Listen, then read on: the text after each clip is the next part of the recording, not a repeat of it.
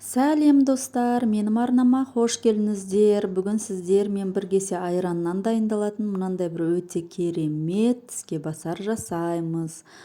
Бұл кішкене бауырсаққа да келеді, кішкене хачапуриға да келеді. Өте дәмді болып шығады. Міндетті түрде жасап көруге кеңес берем. Алдымен ингредиенттерімізді дайындап аламыз. Ол үшін бізге бір кесе айран, кішкене ірімшік, ұн және де аскөк, одан кейін 2 жұмыртқа керек болады. Менде укроп пенен петрушка. Енді осы укроп пен петрушкамызды ұсақтап турап аламыз. Жақсылап тұрып, неғұрлым ұсағырақ болса, соғұрлым жақсы болып шығады. Ірімшігімізді үккіштен өткізіп дайындап аламыз.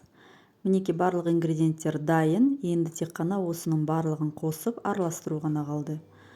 Алдымен айранымызды құямыз, оған 2 жұмыртқамызды салып, жақсылап тұрып, не шанышқының көмегімен, немесе мынандай венчиктің көмегімен жақсылап тұрып араластырып аламыз. Енді осының үстіне тұзымызды, қантымызды салып араластырамыз.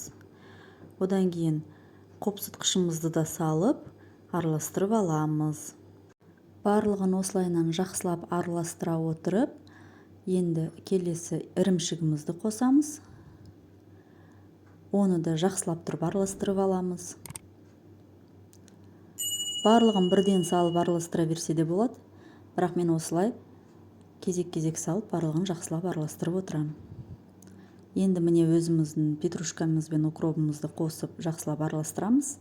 Енді соңғы қадам біз ұн қосып, осы дайын болған қоспамыздан тіске басарымыздың қамырын илейтін боламыз. Осылайынан басында венчиктің көмегімен араластырамыз, ақырында бұнымызды қоса отырып араластырып отырамыз. Соңына қарай қолымызбен жақсылап тұрып қамырын илеп аламыз. Нәтижесінде өте жұмсақ мынандай қамыр шығады. Қамыр кішкене қолға жабысатын болады, онда тұрған ештеңке жоқ. Бұл қамырды қоюдың қажет жоқ, бірден жая берсек болады. Енді ұн себе отырып, міне қамырымызды жақсылап тұрып жаятын боламыз. Шамамен 5 сантиметрдай қалыңдықта жайып аламыз. Одан кейін ол қамырымызды 3-ке бөлеміз.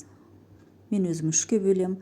Егерде қаласаңыздар, жаңағы сіздердің таяқшаларыңыз қатты ұзын болмасын десеңіз, бұдан да көбірек бөліктерге бөлсеңіз болады, бірақ мен осылай 3-ке бөлемін. Менің таяқшаларым осындай ұзыншақ болып келеді. Қазір осыларды міне осылайынан кесіп дайындап алам да, енді қызып тұрған майға салып, 2 жағын айналдыра отырып қуырып аламын. Мінекей осылай саламыз. Майға салған кезде бұл біздің тіске басарымыз көлемі ұлғаяды. Өйткені ішінде бізде жаңағы қопсытқышымыз бар. Көлемі ұлғайып, өте әдемі болып шығады. Міне мынандай әдемі таяқшалар шығады.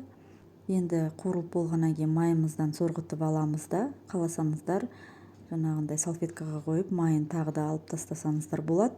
Мінекей достар, осымен біздің таяқшалар дайын болды. Міндетті түрде жасап көріп, үйдегілерді қуантыңыздар. Астарыңыз дәмді болсын.